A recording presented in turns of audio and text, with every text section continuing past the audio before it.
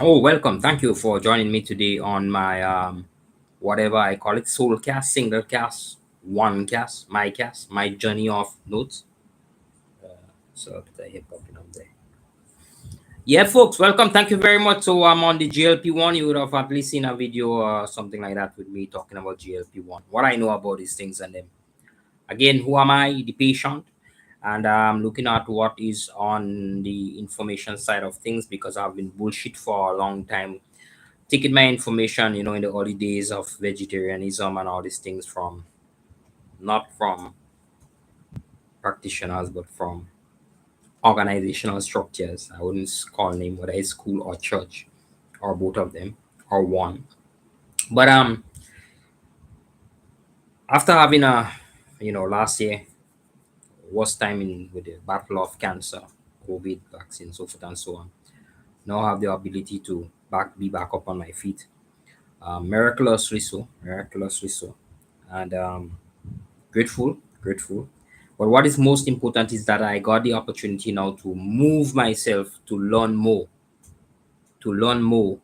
and to actually research and dig deep into the information. That is the ability that was given to me to know more from the divine space and to understand, to get the dreams, the visions, and then I come to the collective through the Googling and so forth. My talent is in those area, information management, and I try to make sense of what I'm reading and try to broadcast it out here. So the topic today is of course GLP-1. I'll be interjecting out a little bit some pieces into it, but GLP-1 is the topic for today. And why am I back on this whole GLP-1 topic again? It's kind of funny, right? I've been doing something twice for in a short space of time because, as I said in my last video, and you don't need to look at my last video, but as I said in my last video, I don't understand this. This is confusing, and every time I listen to a science or read a piece of paper, listen to a presenter, the first thing that they start with, if they are genuine, they start with, oh, GLP-1, which is the glucagon-like peptide, one of the two main peptides that are released in the stomach when you eat to tell, I don't know if you have to tell the brain or if it has to translate a message to the brain that this guy is satisfied. That's one of two. Apparently, it's also telling the pancreas, hey, secret insulin in large amounts. Me don't know.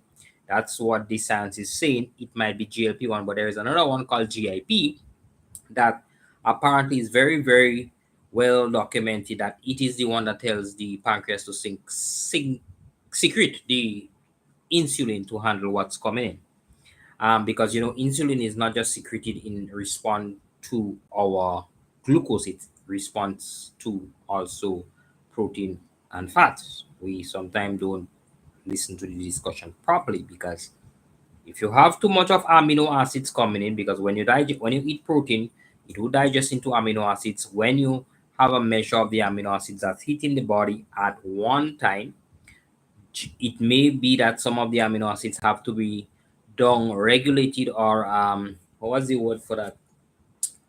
I can't say oxidized, but they have to lose the nitrogen and become, of course, glucose. So once glucose is made, glucose available means insulin might jump into play. Might, I don't know. But anyhow, the whole GLP-1 and the GIP seems to be the topic of the tongue, and for the last 2 3 months, and I just need to chime in on my own understanding and what I want to do about this. Now, even on the TikTok, there is a lot of GLP, GIP, whatever you want to call them, alternatives. Ozympic, which is lime water, warm lime water with a few little bit of rice. You put some rice in some warm water in the morning. You have that on an empty stomach. That I tried, and of course, there is something to it. I can't tell you how Ozympic works because, of course, I'm in the Caribbean and we don't do Ozympic. Um, we do Ozympic, and Ozympic does work. If you try it and you genuinely monitor yourself, you would see what's going on. It would cause you to become satisfied or feel quite satisfied over your pattern of eating. You basically might just jump to eat one meal a day, and in some cases, you might skip your meal as if you fasted and you didn't even realize that. Conscientiously didn't realize that. So I know the Ozympic has something to it. I can tell you how it works. So the lime, as we know, the acidic stomach, as we know, is very important in all that we are speaking about here. Nothing works without the acidic stomach. Again, the stomach is the only place in your body that should really be acidic. pH 0.8 to 2.5 should be the acidic levels when you are at rest, meaning when you don't have stuff in your stomach, when you are sleeping or wake up in the morning, the stomach should be most acid, maybe around pH 1, which would be a good pH level 1, 1.2, 1.345. If you can measure it, that should be good stomach acid. When that works, you don't have much of the health issues that most of us are suffering today. And coming from the experience of non-flesh eating 33 years, giving up that nonsense, coming from that background, I now understand what the challenges are. Because when you put the epigenetics together, the environment that you create seems to say to the body, hey, if I'm coming in with plants, um, or bread, most vegetarians are flour-based substances, which is bread.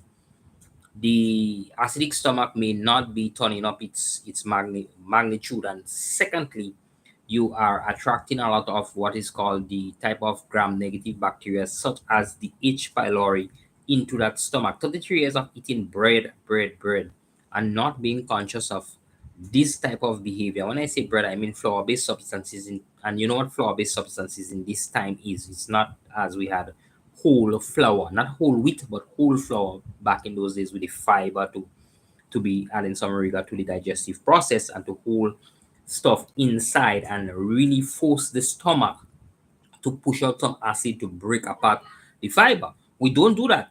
And we sometimes say, oh, fiber is so good because of many things. If you are not on a meat-based diet, which has things like beef and chicken and those other hard meats, which stimulates the production of high dense hydrochloric acid for the stomach to digest the protein, then you are not putting in stuff right now that would cause this production of acidity, and the epigenetics plays out. The environment you create is the environment that is created, and therefore your stomach level acidities would be weak. And once the weakness of the stomach is shown, guess what?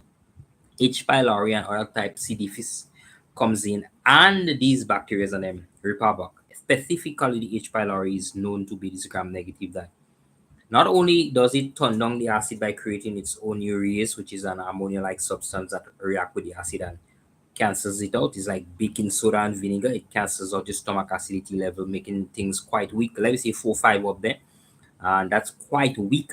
And that cannot do anything. Like, it doesn't protect you from bacteria coming, because strong acid protect you. Strong acid kill that.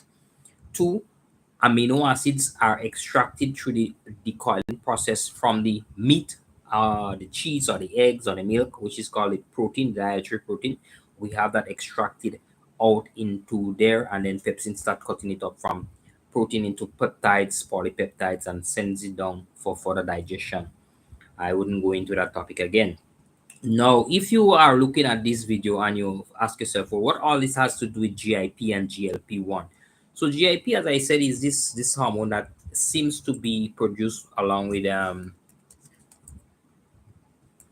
one GIP and GLP-1, the gastric inhibitory polypeptide, and the glucagon-like peptide. Now, the gastric inhibitory peptide, GIP, seems to be the one that is functioning to tell pancreas to produce that insulin, because there's a lot of fats and there's a lot of carbohydrates coming in. So we need some insulin there, because there would be a load of glucose spiking across the hepatic portal vein in a minute. So you better be prepared to handle that load of glucose and see what you could do with it. So insulin is gonna be secreted. GIP also seems to be helping with things like gastric acid secretion, right? But they are not too clear how much it helps with the whole gastric acid secretion, which is why I'm speaking about stomach acid. Gastric acid secretion is stomach acid we are speaking about here, and they said that somehow it might be playing a role, but they don't know. It seems to also show that it would influence the metabolism of lipids, that's fatty acids, and how they get uptaken in the body. And it seems to have some evidence that GIP plays a role in bone formation and remodeling.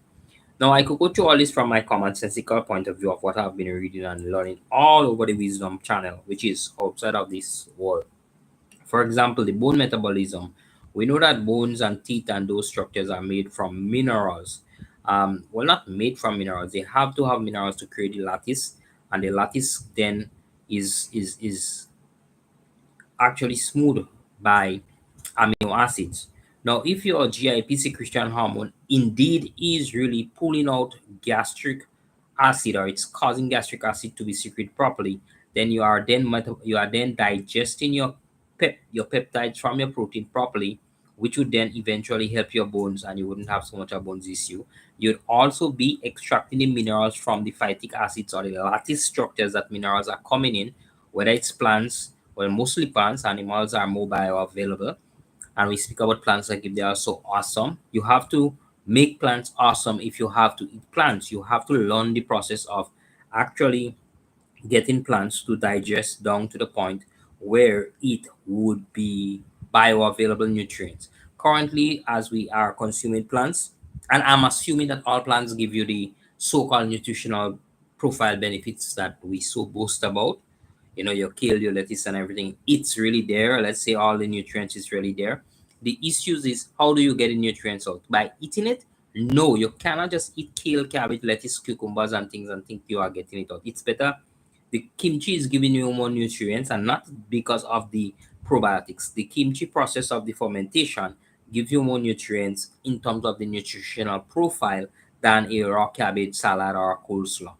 The carrots in the brine water, what we call kavas carrots or kavas beets or whatever, these are nutritionally loaded supplements. And if you drink the water, even better if you could do that, because they are breaking apart what is called the lattice that is holding the nutrients together in the acidic substances during the fermentation process, and that is what brings benefits to the body, not the way we've been just consuming things here by thinking we could steam down a two piece of lettuce and carrot, and we think because it's steam is soft and so the body would break it down.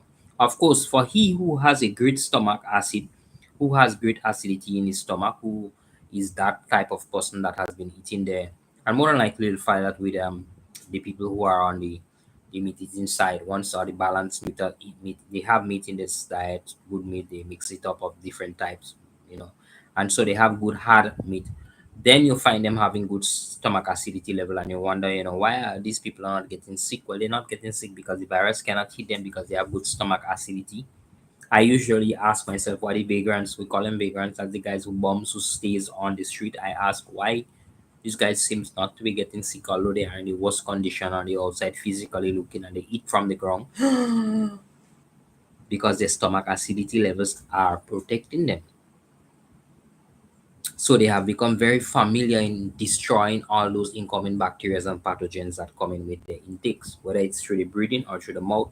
They are very good at destroying that because of the stomach acid. Again, folks, stomach acidity should not be confused with the acid levels in the blood or the acid levels that are said to be coming out in the lymphatic system. These are the three different areas that we are speaking about when we speak about the chemistry of pH balances.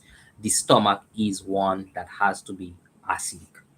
If it is not acidic, you are killing yourself. If you are using baking soda in your stomach raw, omeprazole, or anything that inhibit the production of gastric acid juices, it's here, you are putting yourself in a position of anti-humanistic behavior, anti-design behavior.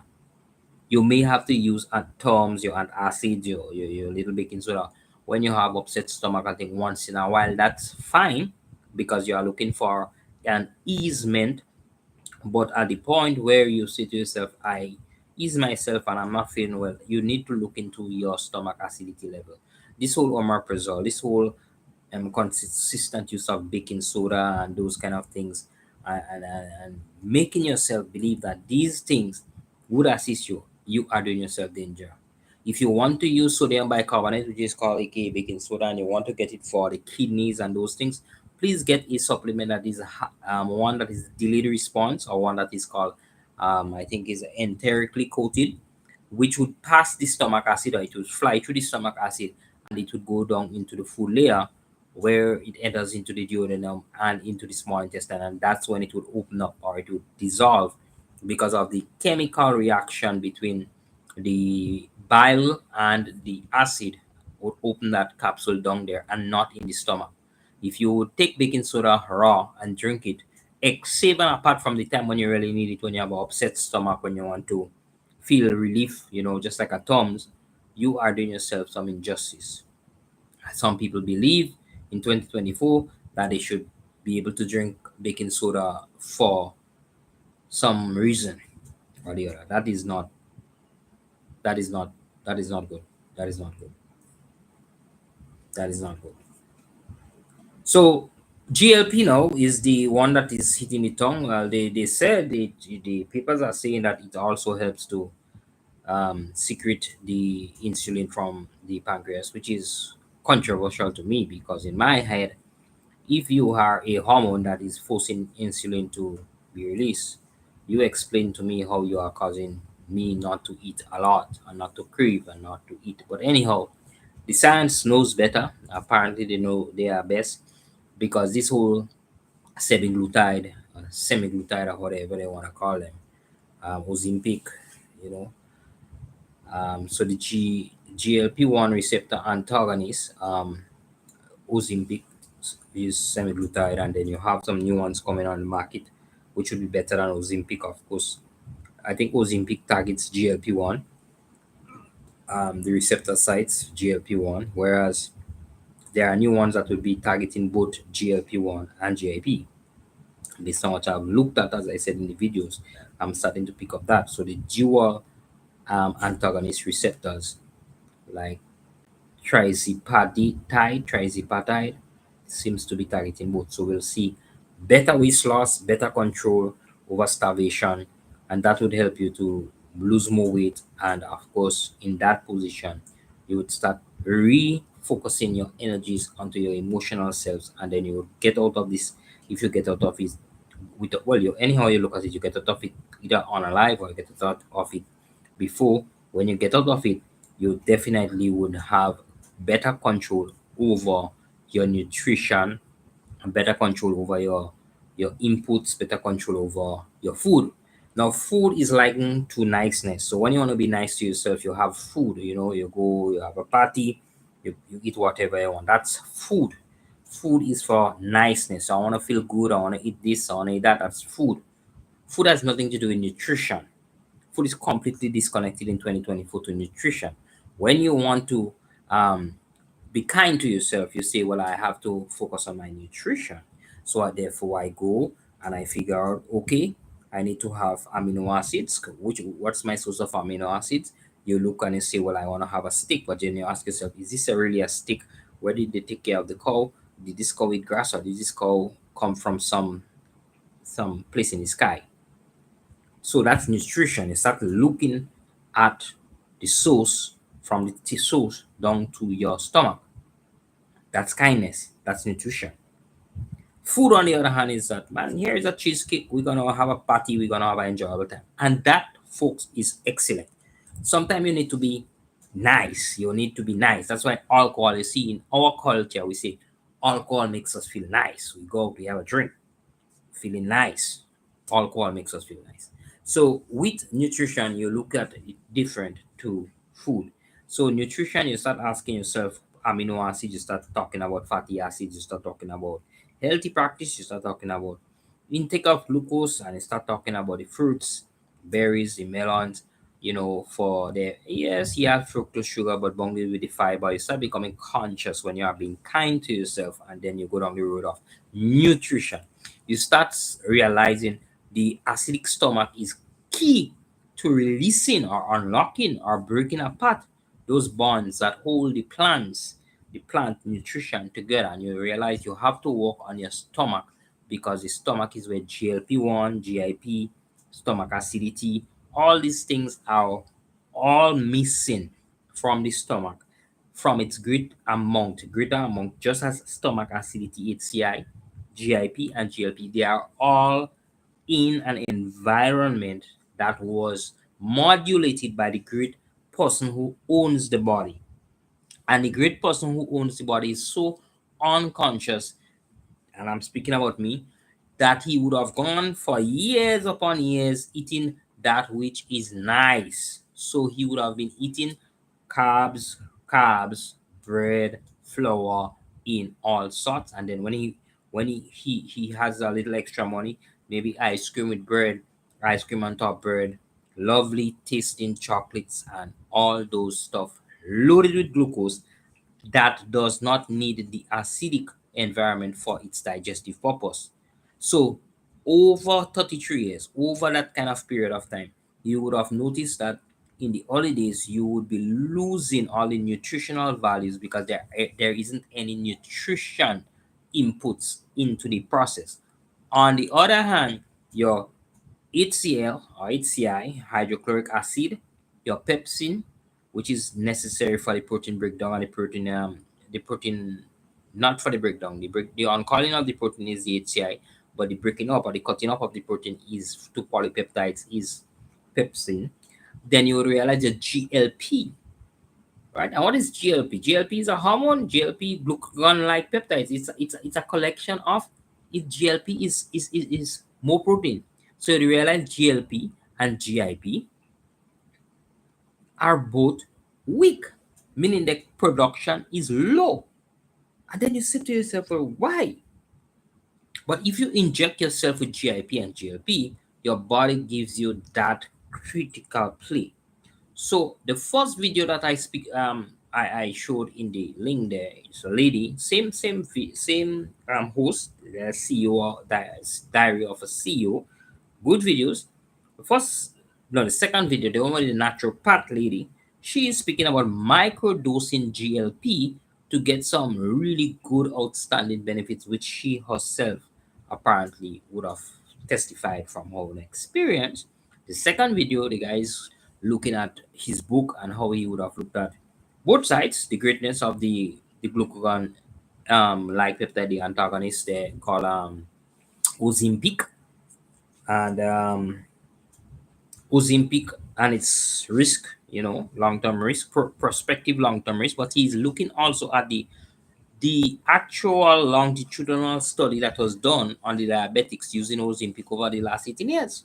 So Ozympic has been there being used, and of course, if it is being used with as the injection, not because it is sold for something else doesn't mean you don't have data. We have data on Ozympic for the last X amount of years, which we could say that it has not caused much issues. Of course, there are evidence where studies have been done to show what kind of issues it caused. For example, thyroid type cancers in diabetics who have been using the Ozempic.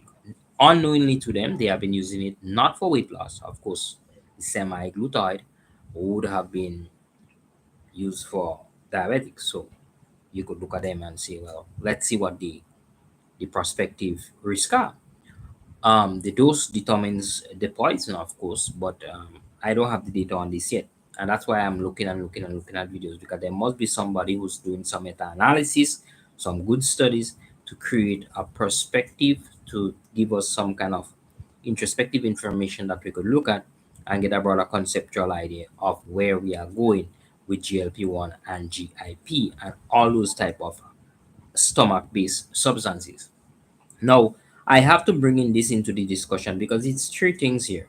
Hydrochloric acid is low, which is it's not just low, it's low and weak.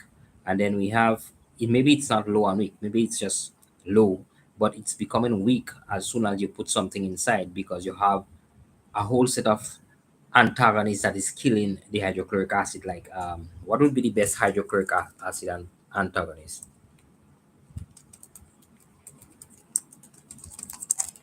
I would think it's H. pylori. I think it's a most trained, you know,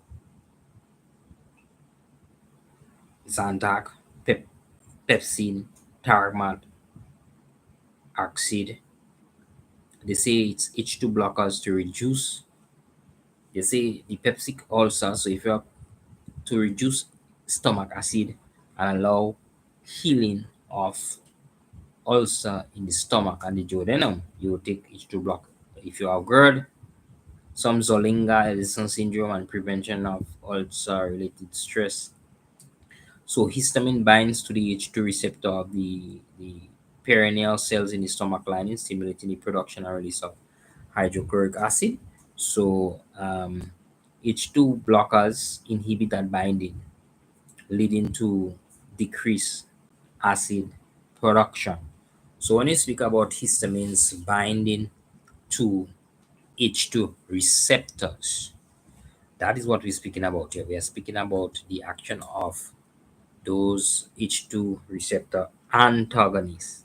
Now, these H2 blockers are also class of medication that are one way to reduce stomach acid, but there is also the proton pump inhibitors, which think include the long-term omeprazole and Nexium. They are more stronger and they last longer to reduce stomach acid compared to the H2 blockers. But they come with their own set of potential side effect. Of course, anytime you start blocking, you should block. You should know when to use something. You should know if you have to heal your stomach from an ulcer. Yes, you have to get proton pump inhibitors, or you get some H2 blockers, or you get whatever for that period. But then when it comes to normal day-to-day activity, stomach has to be acidic, folks. Stomach has to be acidic, and the more acidic is the more amino acids that are extracted. The more amino acids that are extracted, it is the more GLP and GIP that could be made. Now, the confusing part about all this here is that my medication like Ozympic and all of that, they are called GLP antagonist receptor antagonist, right? So let's look up this whole thing. What does this mean? So GLP-1 receptor antagonists are ketamine medication that mimics the action of the naturally occurring hormone glucagon-like peptide 1. They bind to and activate GLP receptors in the body, which leads to several beneficial effects, particularly in the management of type 2 diabetes and obesity. So the GLP-1 antagonists or medicines antagonists, they actually bind to and they activate receptors in the body, which lead to several benefits. Now, they don't create more um, GLP-1. They don't cause your stomach to prove like to make more GLP-1. They are the GLP-1.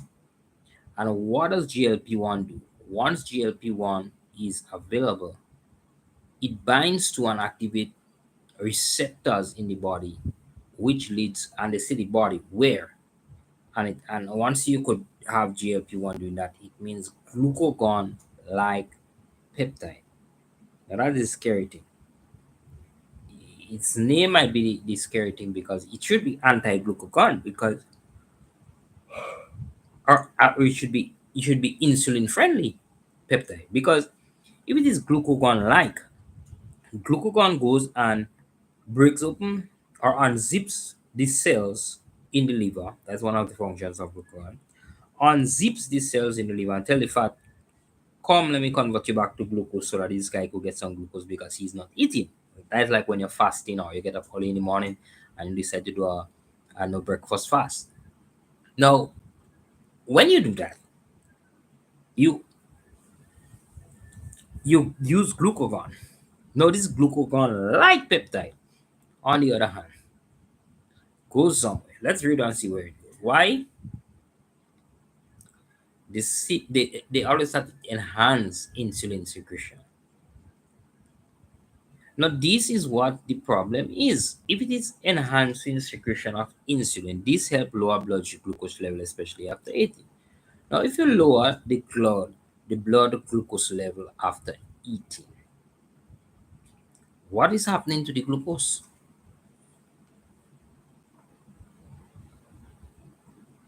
What is happening to the glucose?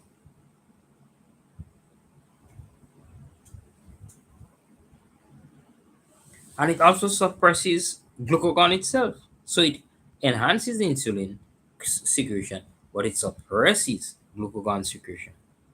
So no way you are getting a glucose to make its way in the blood at high doses.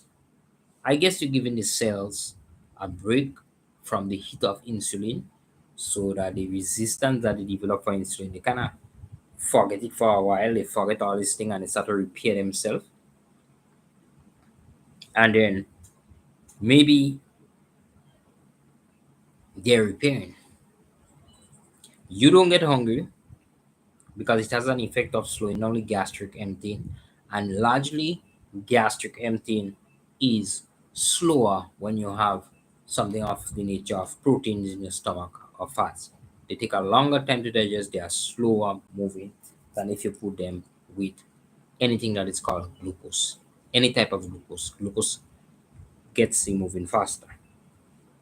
So they reduce appetite, okay, and they improve the beta cells function, which is the function of the pancreas to make insulin.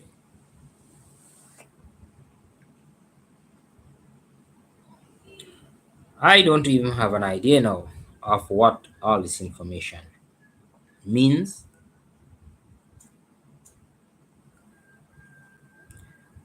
but be sure, folks, that there's a lot of data from the diabetic community about not Ozympic, but the semaglutide, because they have been using the semaglutide for a while. Am I making this video to say investigate? The most I could ask myself to do is not to even study that, because if I have to inject myself with GLP-1 and I don't look, I don't say if I have to do it, I wouldn't do it short term. Like if you have an issue, you do it, right? You do it. Let me say you have to do a 7-day fast and you'll find you're having problem. Inject yourself with a GLP-1. It seems that it will help you. Okay, great. Because your brain will get a signal that you're full and stuff like that. But short term. And in the meantime, you have to focus. You have to focus to see where. Sorry, folks, it's late in the evening, sleepy time. You have to focus to see where the issues with your production of your natural GLP and GIP and hydrochloric acid lies. The test of the stomach for GIP, GLP, and hydrochloric acid should be done to me as a blood test, standard blood test. You know, you get a standard panel of blood tests.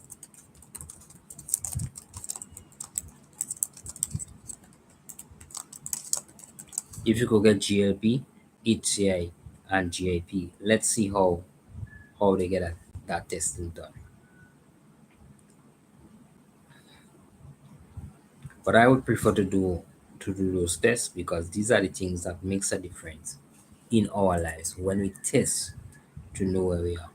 So when you wake up in the morning, if you could get that to do a test of your acidity level, and the way I've done it is, as I said, baking soda is not for the stomach, but there is a time you use things to test. Baking soda should react with the stomach acid. If the stomach acid good, it should bop in 3 to 5 minutes. You drink a little bit, warm water. If nothing happens, something is going wrong. You do it the next morning, you do it 3 times. Now, when you do it the opposite way the next day, not the next day, let me say the next week, the opposite way. You take lime water, or lemon water, or apple cider vinegar shots, small amounts in the morning, and you find yourself burping. Do you know what is happening there? It means your stomach is not acidic, it's alkaline because of the H. pylori presence creating ammonia. So when you put acid from the outside in and you burp, it means that the stomach is becoming acidic or it's neutralizing alkaline substance in your digestive tract, which is not good in your gut. And hence is why I would continue to make these videos to ask people to look after the acidity levels in the stomach. Thank you, folks. I have to go on TikTok and I enjoy it.